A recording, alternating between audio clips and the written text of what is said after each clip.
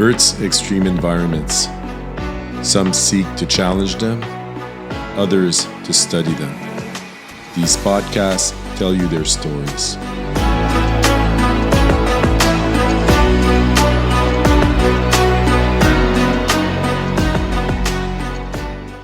Well, here we go. Finally made it to the first podcast after many months of development. My name is François Aman, and I'd like to welcome you to my YouTube channel and to this series of podcasts on extreme environments. The idea basically came about during COVID restrictions, and right from the get-go, like many labs around the world, my lab was shut down in March 2020.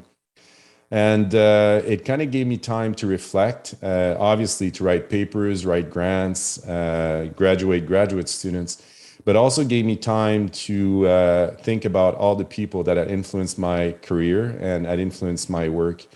Some of them had passed, some of them were retired, others were nowhere to be found. And I remembered a lot of these conversations and how much impact it had on me and on the work that I was doing. And kind of felt that it would be amazing with current technology to be able to bring some of their ideas and thoughts to the general public. And so there I went and decided to set up this YouTube channel with the help of many friends and people from l'Institut Collégial and Sable Systems. And initially, we're going to focus mainly on research and researchers. And as the idea developed, I kind of felt that as researchers, our role is also to bring this information to the general public and actually influence people that will be using this information either in search and rescue operations, in survival operations, or in just in their leisurely activities where they challenge themselves and challenge the environment. And I kind of felt that as a first podcast, it would be amazing to bring one of these stories forth. And the story actually came a little bit by accident. In February 2021, I did a feature for Wired magazine. And when it actually came out, it was about cold exposure. And when it finally came out, I received many emails, some of them from the United States, from Canada, from Europe. And a lot of people making testimonies about how cold affected their lives and how they were challenging themselves by going into cold temperatures. And amazing stories really came out after these exchanges. And then one of them really popped out, and it was coming from Laura Goodwin. And Laura was actually talking about her capabilities in the cold, and she's an open water swimmer. And she was describing how she was amazingly tolerant to cold. So we set up a meeting, had a great chance to talk. And then suddenly she tells me that she's going to cross the English Channel. And obviously, out of all the crossings to do, the English Channel is probably one of the most challenging. And there's many issues with current, waves. The weather can change very, very quickly. The water is extremely cold, and you're basically swimming over 32 kilometers. And the fastest time can be as low as 7 hours for the crossing, but there's barely any limit in how long it can take if the conditions deteriorate during the crossing. So immediately I said this would be amazing. We had a great conversation, and Laura agreed to participate. And so in this first podcast, it's going to be a series of 2 podcasts. In this first one, I want to talk to her about her preparation and also how she's getting ready. She will be crossing the English Channel in mid-July. And then we'll do a follow-up podcast to hear how it went and how she felt throughout the entire swim. So with no further ado, I'd like to present to you Laura Goodwin. So welcome, Laura. I'm really excited that we finally have a chance to chat. Obviously, when we met a while ago, your story really impressed me, but also I think people will be extremely interested to see some of the challenges that people are willing to take, especially when it comes to not only swimming across long distances, but also dealing with the cold and cold temperatures. And anybody that knows me knows how much I hate water. I'm actually not very good in water. And the whole idea of having to swim that distance would likely be fatal to me. So that's why I'm even more impressed by it. So anyway, thanks a lot for being here. And I'm really excited to hear how you're getting ready for the crossing, and also some of the details that you have. Thanks for having me. I'm glad to be here. So I just want to start because I think one thing that's really interesting and important is the fact that you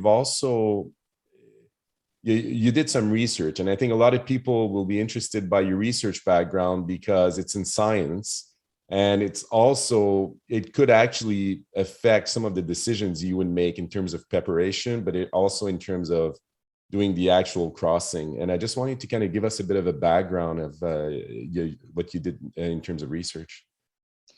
My undergraduate degree is in biology, and I did a couple of summers of research, which were really interesting, one of which was in physics on nonlinear dynamics, which is more applicable than you might think in life.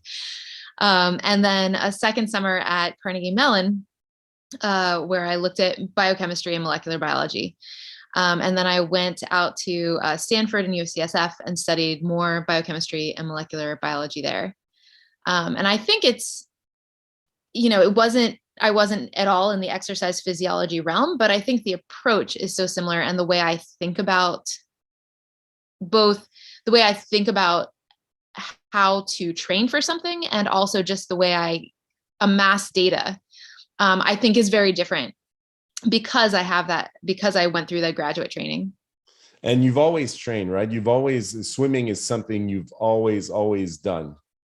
Yes, I started swimming competitively when I was 6, and I swam through college and then carried on after that. Okay. So swimming is one thing, because I know a lot of people do swim, but when you take it to cold water, it's another step up. And I kind of I want to hear about that transition, because obviously you're comfortable in cold water. And I kind of want to hear a little bit of how you actually found out that cold was something that you could face fairly easily. Yeah, I was really lucky living in San Francisco. There are a lot of open water swimmers there. There are a couple of official groups and then a lot of people who just go swim. And I was a swim coach at the time and started giving private lessons. And there were people who wanted them in the open water. There are a lot of triathletes, of course, who are interested in open water training. And I just started giving lessons there. And it was something that everyone did. No one seemed to think anything of climbing into 60-degree Fahrenheit water and swimming around in it. Wow. And so I, I was going with people who are already good at it, which I think is always very helpful to have those mentors.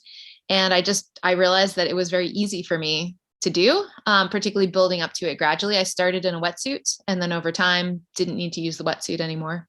Okay. And wetsuit, you went for 2 millimeters, or how thick was the wetsuit? Like, are we? That is a really good question. I worked at a place called Sports Basement specifically so that I could get my triathlon gear for Okay. cheaper. So I had whatever wetsuit they were willing to give me Okay. for less expensive.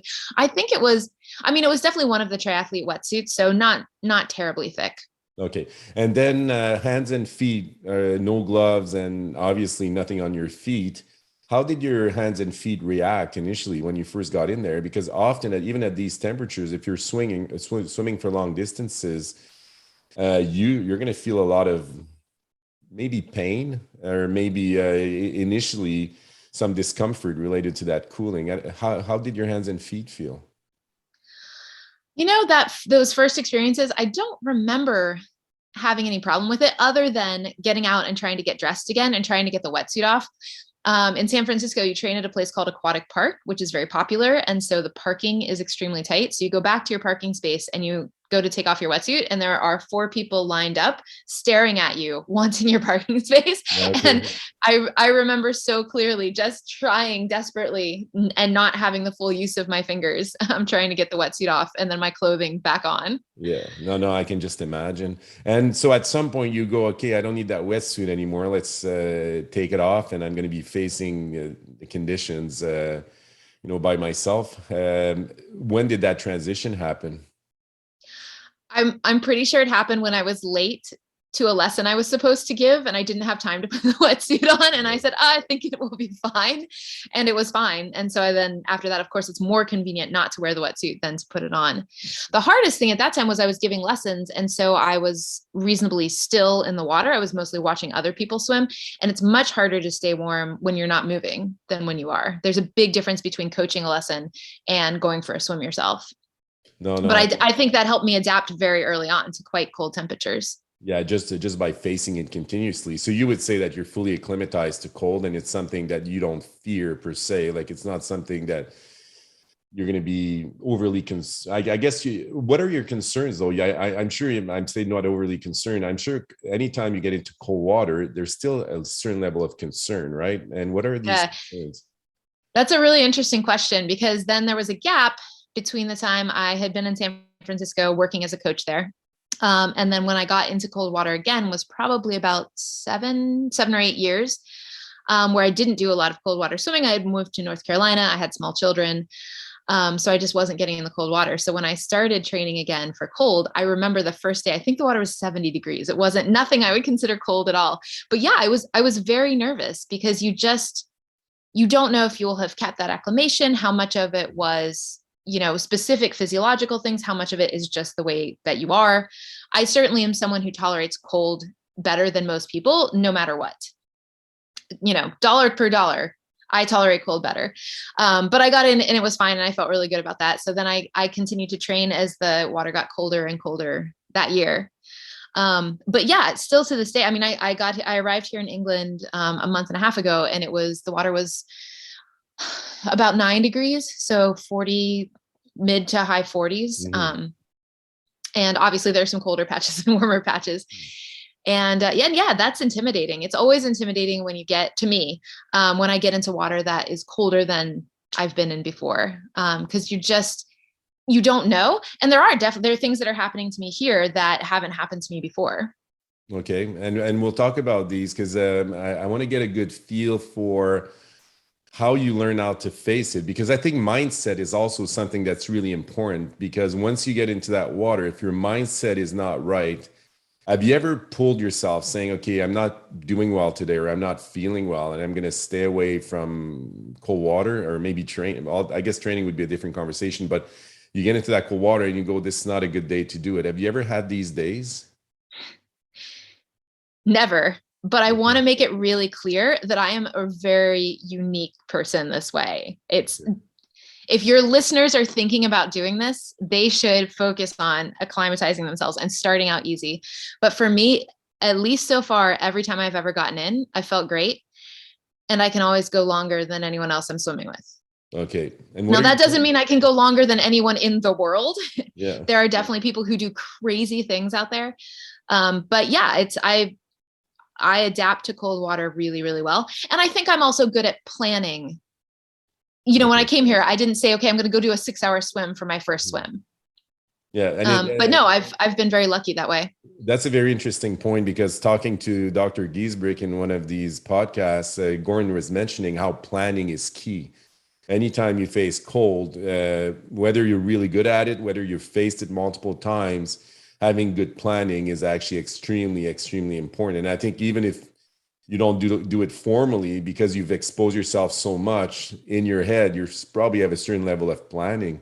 What are you thinking about when you're kind of, you get into that water, now you feel that it's cool or cold, and do you go anywhere in your head, or you just start swimming and don't even think about it? Like it's not even a factor, or do you feel it's a factor that you're constantly thinking about?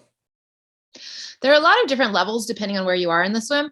I don't know anybody who doesn't think it's cold getting in. It's always cold getting in. It feels cold. You're getting into 40 something degree water. It's cold. Mm-hmm. And that for me lasts about, once I get my face in the water and actually start going. If it's quite cold for wherever I'm acclimated to at the time, I would say it lasts about 5 minutes or so, where my body has to get everything into place as far as warming me back up again. And then after that, usually I'm just enjoying it. Okay. I did a swim this Sunday morning, which I came home and I told my husband, that's the first time I've ever felt like I should get out. I got out at the time I intended to, but normally I feel like I could go on, no problem. that was the first time I even thought, okay, it's good that this is ending now. Um, because I was feeling it in my fingers. I was feeling it in my feet.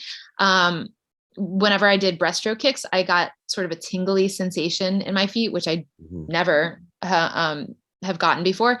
And so yeah, there you definitely, and of course, the longer you go, there are the acute aspects to being cold, and there are the long-term aspects to being cold and tired and hungry. And the more cold and tired and hungry you get, the more you sort of go to a place where you're having to, but mostly for me, it's not that I don't get cold, it's just that I'm not bothered by the cold. Yeah. And these long durations is something you're going to be facing in July when you do that crossing. It's going to be very long duration, and we'll definitely come to this. So just as a scientist, I just need to, get a bit of data collected here. So your body weight is what? Oh, that's a good question. I don't have a scale here in England. Okay. I normally weigh out of, or in not channel training, I weigh about 140, 145 pounds. I Okay. have definitely gained weight as I have acclimated to the cold, probably about 10 or 15 pounds more than that. And I think I'm still in that sort of range, but I don't know for sure. And how tall are you? 5'6.5". Okay, so it's interesting because you would look at most of the data out there, and this is a weight that would be tend to be vulnerable to cold temperatures. So, and again, what's interesting with this is, there's more to it when it comes to cold. It's not just a question of purely morphology, but the reality of your heat transfer. Everything that's happening will be mass based, will be linked to your body surface area. This is physics. This is something we can modify. But even with this in place, you're still able to, your heat exchange is probably fairly large to the environment, but you're still able to manage it really well through your exercise. Have you ever gotten your core temperature monitored on one of these swims? I haven't. I would love to. Okay, because I think that would be something really interesting. Again, I know we've had talked about this. I didn't realize that your body weight was that low, because this is something that it would be a challenge in terms of heat exchange, right? Your storage is much less, so you would tend to your time would be reduced, but it's working. So I guess you're doing everything you're supposed to do and facing the conditions really well. So let's talk about that English Channel crossing, because again, I'm from a military family, and we've heard about war quite a bit. And the English Channel was notorious through many wars. It's not an easy channel to navigate. It's not only the temperatures, it's the tide. There's a lot of things that's happening within that water. And again, for people that think it would be like crossing a lake, it's far from crossing a lake. You're facing much bigger challenges. So do you want to describe to me and to the listeners how challenging that crossing is? Absolutely. It's really difficult to encapsulate this swim briefly. It's one of the most complex open water swims you can do, but I'll give it a go. Mhm. So you're swimming across 21 miles as the crow flies, not as the swimmer swims, of the busiest shipping lanes on the planet. The water is cold, about 60 degrees, which is about 16 Celsius. So you're at risk of hypothermia. And the weather is very unpredictable, which most of the military, most of the times it came into play in the military, it was because the weather was so Yes. unpredictable. You must swim with the tides and account for the weather. So your boat pilot can't tell you when you are leaving for your swim until about 24 hours before your swim. You could leave at any hour of the day. 3 a.m. is not unusual at all.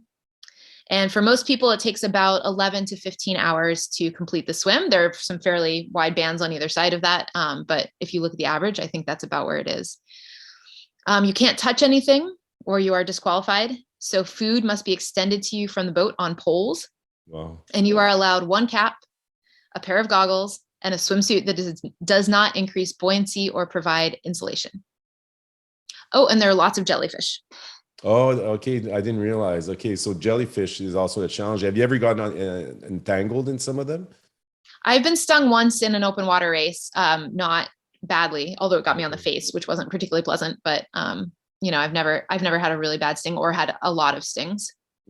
So a lot of things need to come into play, right? So you got a lot of people that are kind of watching over this. So you kind of mentioned the pilot, but who else is involved? Like who would be feeding you? Who's making sure you're okay? Like how big is the team supporting you to be able to do this? You have a pilot and a co-pilot, because the pilot needs relief, obviously, for a swim that is potentially 17 hours on the water, or longer. And then you have an observer to officially certify your swim. So you have one person who's there just to watch you and make sure that you're doing everything according to the book. And then you have your crew, which I have not put together yet, my own crew, because I'm from America, but I've moved to England and it makes sense to have an English crew. So I'm talking to people now, Mhm. but probably 2 to 3 to 4 people, who will exactly feed you and watch you, make sure you're okay. Okay. And in terms of, and we'll get into the feeding because obviously this is something I'm really interested in, but let's talk about preparation first because obviously you've been at this for a while. This is not something you decide one day I'm going to go cross the English Channel. So you got all your history of what you've done before, all your swims you've done in San Francisco Bay, all these things that all the cold water swims. So that's all added to it. So let's maybe I don't think we need to include all of those, but the day you decided I'm going to go cross the English Channel, how did your preparation start? So I did something right before I officially decided, which was I did a 12-mile swim because I wanted to make sure I could do that and it felt okay, before I signed up. And then, you have to book your boat 2 to 3 years in advance. Oh, well. So I booked my boat. So I didn't have to do anything immediately because there's a very long time between booking your boat and when you swim. And it became even longer for me because I was supposed to swim last year, but I postponed it due to COVID. Um, so the nice thing about that length of time is that you can gradually ramp up. And I'm a very methodical person when it comes to training. And so I was able to be very methodical and do things stepwise. Um, but I would say that my real structured focus training started in September for the swim that is in July. And I started swimming 2 hours a day with an age group swim team, 13 and 14-year-olds who are faster, some of whom are faster than I am. So very intensive training, 2 hours a day. And then long swims, in the ocean and in lakes and throughout the winter in North Carolina. So getting down to those sort of 50 upper 40s temperatures. Um, and I had been doing the cold acclimation bit all along. I mean, all through those 2 years, which became 3 years, which was very nice because it definitely lent a confidence to me. I know I can do this swimming. I think I can do this swimming. Mhm. Um, but if you're not acclimated for the cold, you're not acclimated for the cold. There's nothing, you can't go back and try to, you can't cram cold acclimation. No, it's a bit like high altitude. I mean, you can try to climb the highest mountains and you can make believe you're altitude acclimated, but if you're not, you're not going to win it. So I guess cold is the same Yeah. thing. And I was really lucky. I have a great group of people that I swam with in Wrightsville Beach, which is about 2 hours from my house. And so and people who are also interested in maybe doing the channel or doing some other cold water swims. So they were very enthusiastic to have somebody come and train with them. Hmm. And none of these training the sessions, did you ever feel that cold at the best of you? Like not once did you feel the cold at the best of you? I'm a bit more cold tolerant than the people I swim with. So they, they always gave up first. Okay, so people would give up because of cold, or would they they were, give? they were cold. Yeah. Yeah, so basically they were cold. So that's Yeah. interesting, right? Because again, there's a lot of things with cold exposure that we can't explain, and one of these things is how important mindset is. But I do think, there's the mindset, but at the end of the day, there's also the cooling. So that's what I find Mhm. really interesting with you is that, you would be typically your morphology would be on the vulnerable scale where you could be more at risk. And you don't seem to be at risk. You seem to be facing it well, but also your mindset is good. So it's really interesting to see. At 18 degrees Celsius, it takes about, if somebody's just sitting still, it would take about 30 minutes, and no, maybe 1 hour before you become hypothermic. So 18 degrees Celsius is kind of would be fall water temperature. So it wouldn't be overly cold. It wouldn't be like early spring.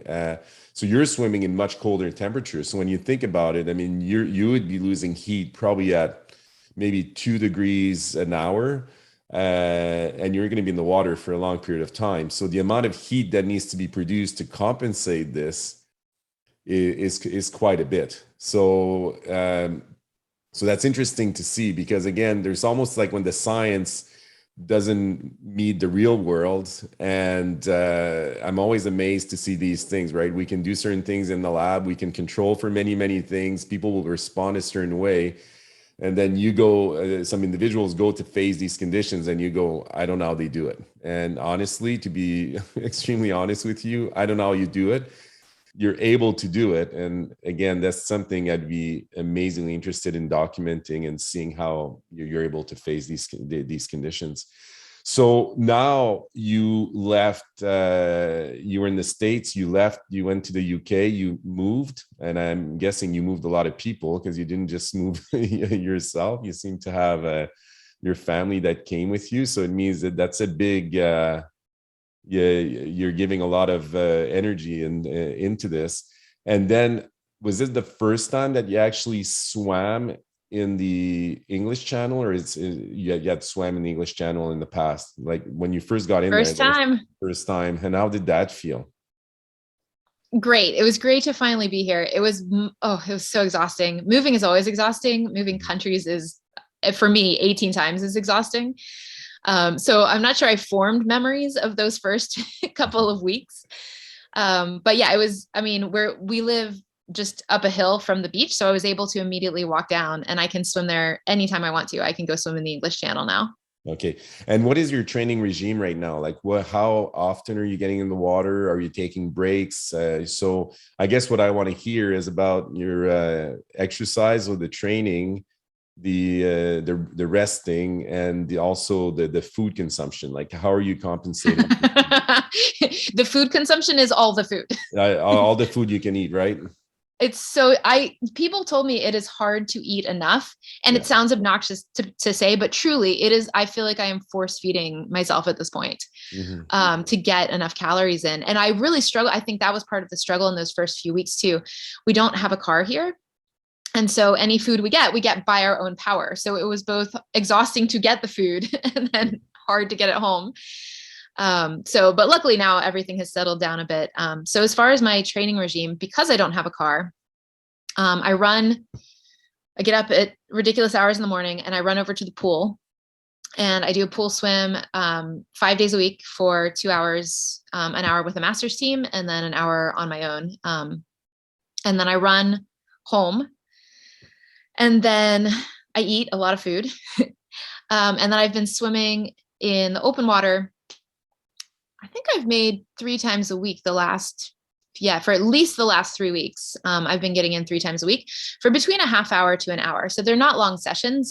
They're really just for the acclimation and to keep my open water skills together. It's very different swimming in a pool and open water, because in a pool, no matter what you're doing, no matter how hard the set is, every 25 meters, you're doing a flip turn and you're just holding your arms up. You're not doing anything with them. You get a little, it's a micro rest, but it makes a big difference. Whereas in the open water, you're just turning it over the whole time. So it's good. I think the more you can balance those two out, the pool gives you good stroke skills, good technique. But then the open water is obviously what you're actually going to be doing. And then this weekend, the group that I kind of chose Bournemouth for, they have a big open water group with a lot of channel swimmers, and people training for the channel or for the North Channel or other big swims. They officially start up, and that'll be every Saturday and Sunday for increasing amounts of time until the swim. Okay. And so now you need to rest, right? It's not something where I'm sure your sleeping's been really good, or has it not been very good? How's your sleeping? No, I wasn't sleeping enough either. I love naps, but occasionally I get this idea in my head that I shouldn't take naps, so I'll sleep better at night. So I was trying to only sleep at night, and I was passing out at 8 o'clock every evening, and I still was too tired to really perform well. So now I come home every day, and if I can, I get a nap in. Okay. And I let myself sleep for as long as I want to. The cold in particular, I think I've never been this cold this consistently. And it's amazing how many hours of sleep I need, I think, just to make up for that. So you do feel the difference. Do you shiver at all? Like, do you? Oh, you do get shivers. Yeah. Okay. Oh, sorry, I was laughing about the sleep. Yes, I need Oh a ton of no. sleep. Okay, but Um, shivering, is it something that occurs? Like, does it occur during your swim? It will actually probably not occur, but do you shiver even before you get into the water, or do you shiver once you're out? You're going to be shivering a little bit to rewarm. Like, how do you get any shivers? at these temperatures, yes, I've been surprised actually because it's been a long time since I've had. We call them the shakes. After you swim, when you get out, you just shiver a lot for a while. And I had pretty much gotten past that at both at the water temperature, but also the air temperatures I was training at in the States.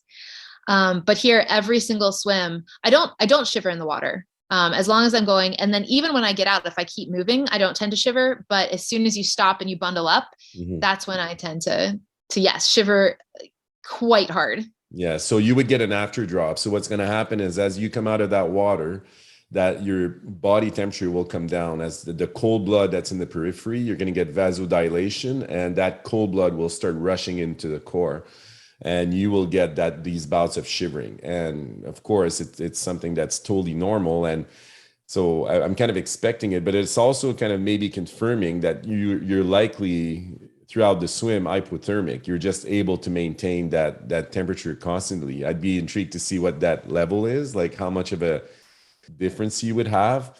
But you can shiver just through a decrease in skin temperature. It doesn't need to be a decrease in core. But I think in water, it would be very unlikely that it's just skin temperature that came down. I think your core temperature is likely down.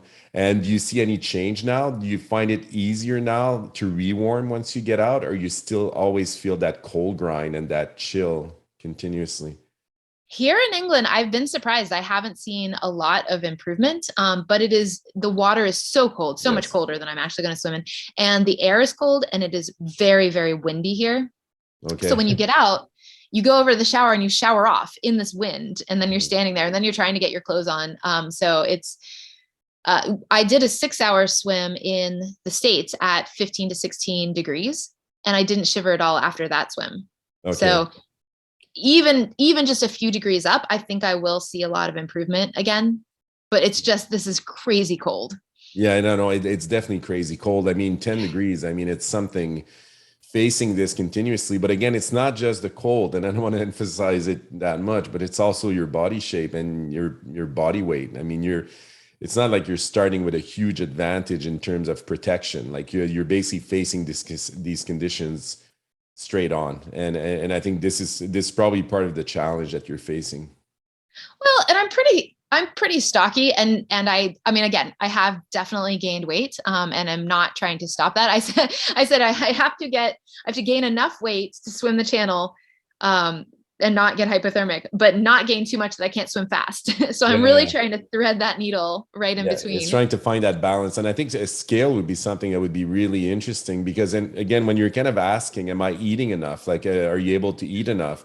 Just the fact that you're gaining weight gives that answer is that you're eating definitely enough. So I'm intrigued to know what you're eating. Like, I'm guessing you're eating pretty fatty foods and high protein stuff.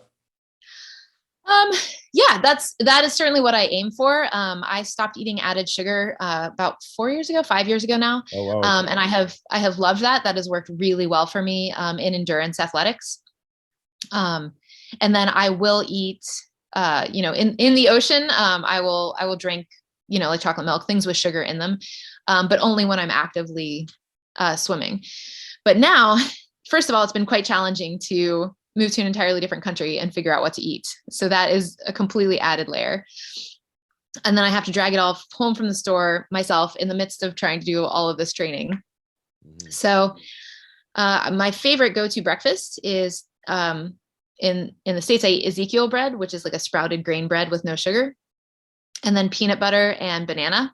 Mhm. And I will do two of those on a race day. I will do as many of those as I feel like I can eat, because it works really, really well for me.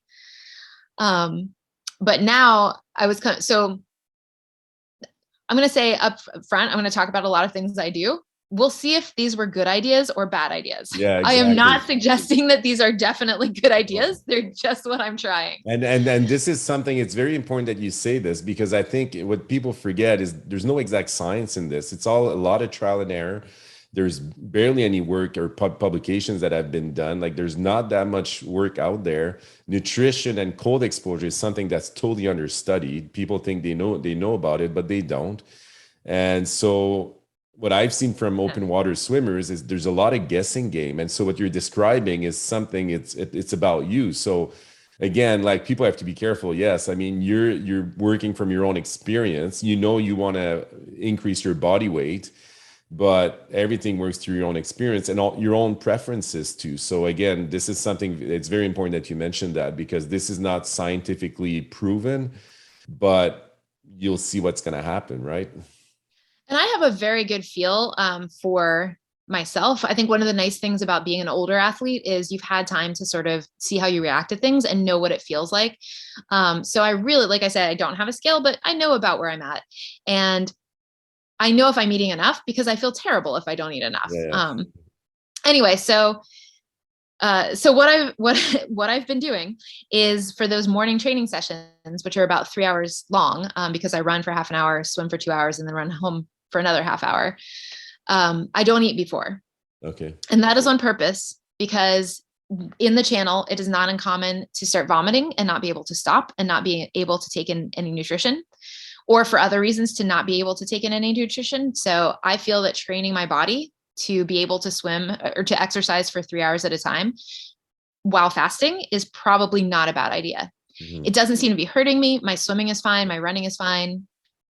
So that's what I decided to do. But then when I get home, I can't even make it to the toast because it takes too long. So I bought scones, which is very British. Mhm. Um, and which do have some sugar in them because it was just I needed a little bit of something with dense calories in it. But I eat the scones with clotted cream on top, which is quite fatty, of course, Yes. and then a bit of blueberry jam on top of that. So I I have all of those calories, and then that gets me to enough to shower and to stretch, and then I have the peanut butter and banana and toast. And then sometimes I'll even have something else in addition to that. And by that time, it's practically lunchtime. And I usually eat something with like rice and meat and a sauce. So same thing, protein and fat, um, and a little bit of carbohydrate. For a while, I wasn't eating a lot of carbohydrate before I started training, but at this volume of training, I just personally don't feel good unless I have pretty reasonable sources of carbohydrate. Yeah. So it does make a difference in terms of taste and how good food. I mean, to be able to eat a lot of food, adding a bit of carbohydrates does make a difference, right? So, I mean, Even that's just energy levels too. I mean, yeah. I just dip too low and I can't get myself back up again and I'll get headaches or I'll just be super, super tired. So Mhm.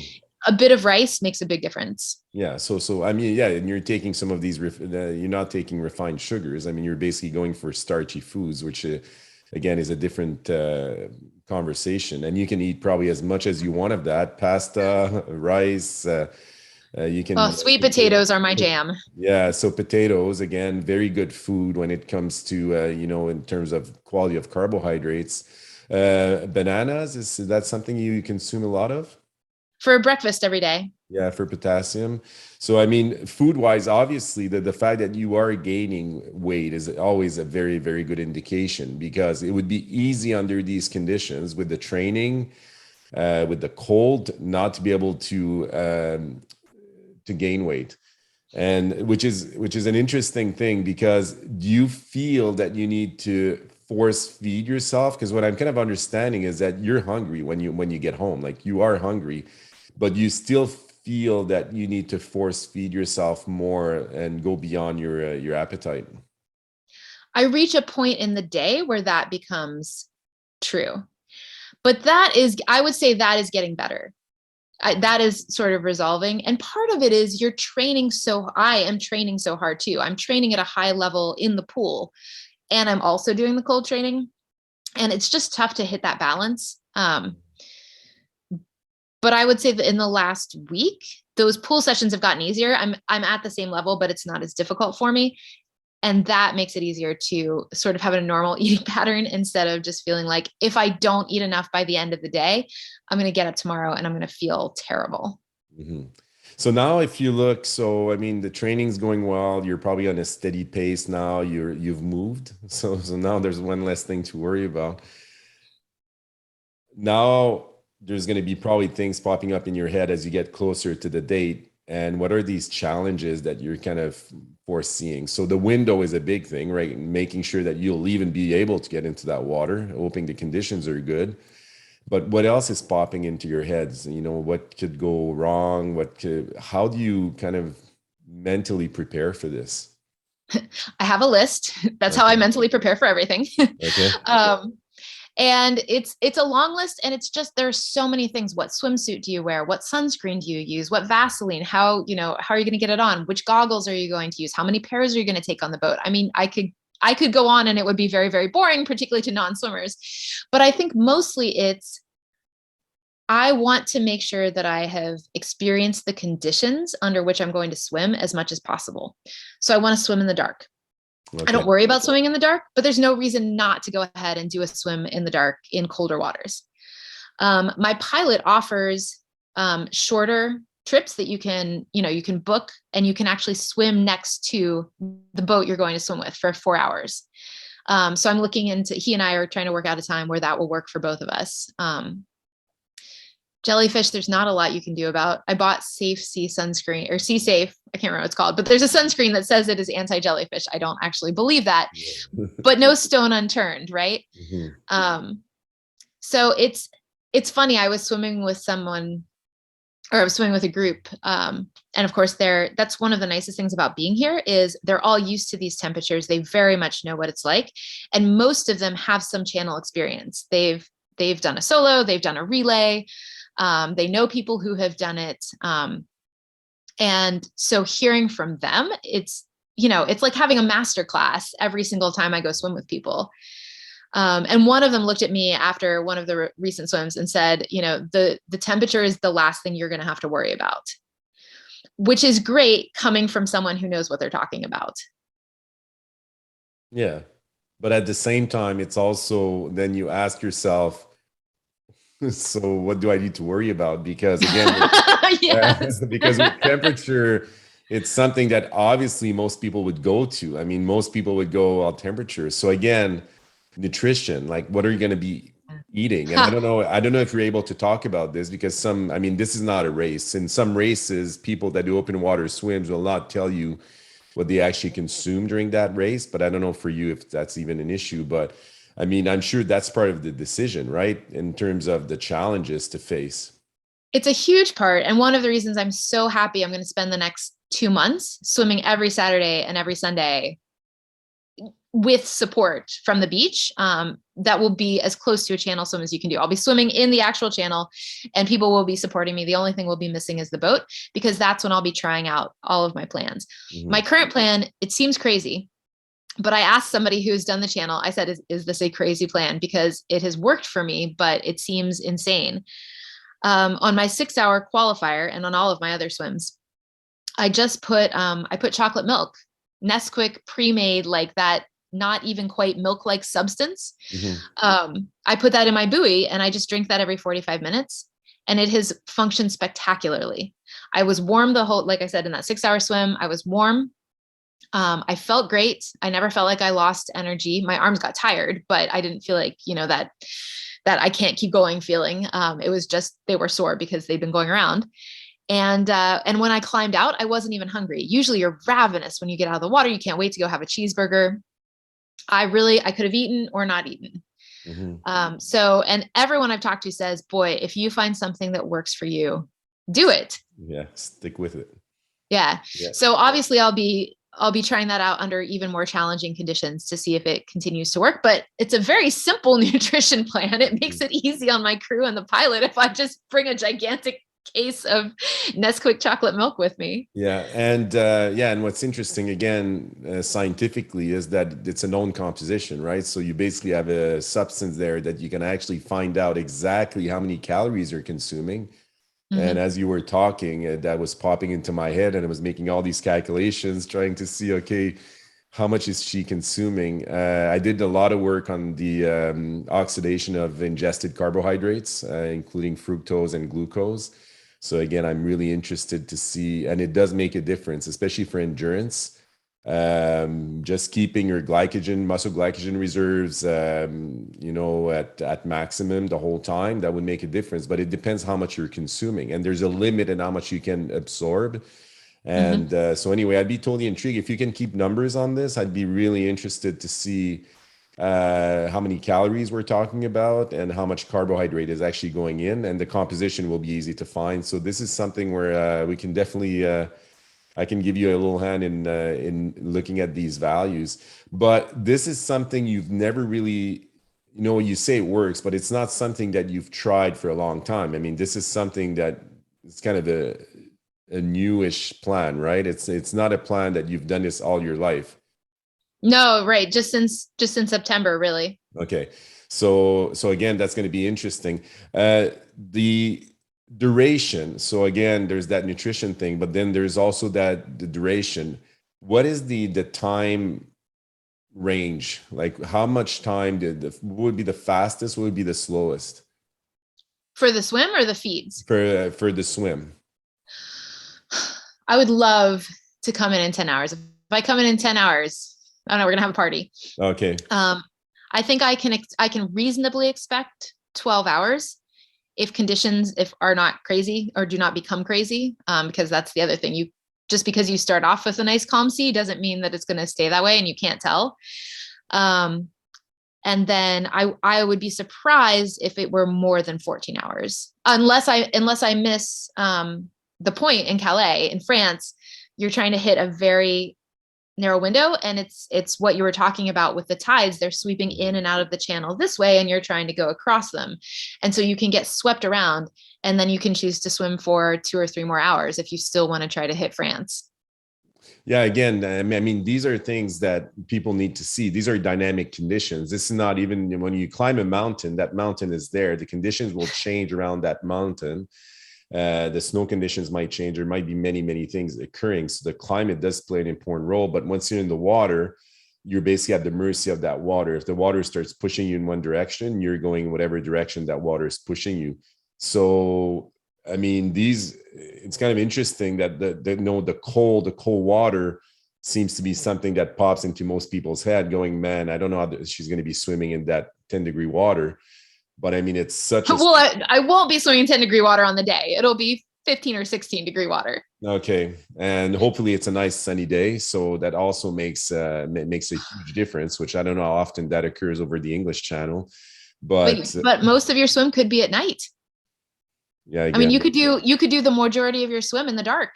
Okay. So tell me about that. So basically the time at which you leave is not set. You could leave. So what's the window? So you got windows for dates, but windows for actually getting in the water and starting to swim. Right. So is there a set time, or you just can't go when the sun comes up? You just don't get in the water and start swimming? Correct. Because of the tides, you need to time it right to be able to make it across the channel. So there are several times at which you could leave, and then beyond that, it's the weather. Okay. So which of those times your pilot picks? But the pilots are, I mean, you're not doing any of this. The pilots are incredibly knowledgeable, and they're the ones who are going to get you across and make sure you hit France instead of being swept into the Atlantic Ocean. Okay. And so they have it down to an absolute science as to when it is possible to leave.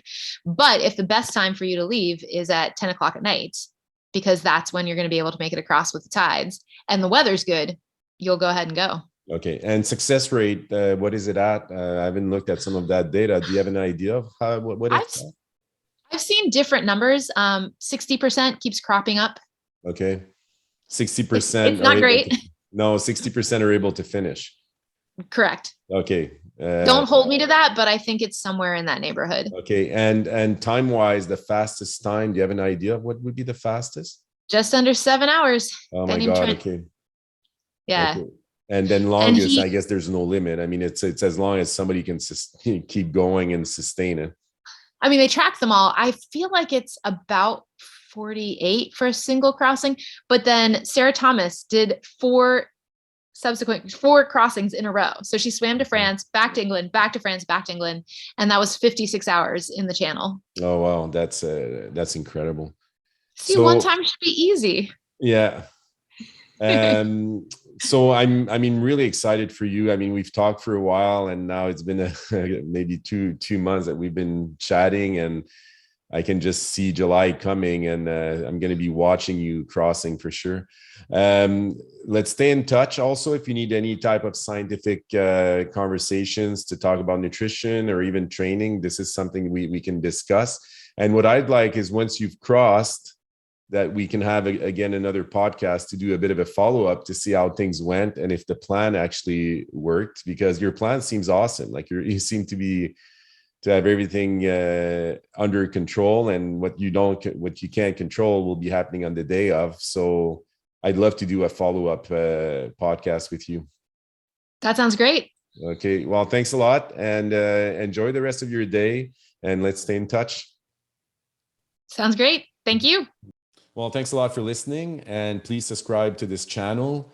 If you feel like sharing this video with anybody who may be interested, please go ahead. And if you have any questions for Laura or I, just post them in the comments section of the video and we'll be happy to answer them. I will be doing a follow-up podcast with Laura. I want to know how it went during the crossing, and also want to know what's going to be her future challenges. Next week, I have the honor of having Dr. Michael Tipton from Portsmouth University. He's an environmental physiologist that specializes in cold water immersion. And he'll be talking to us about his research career, but also about the important principles of cold water immersion. So please join us.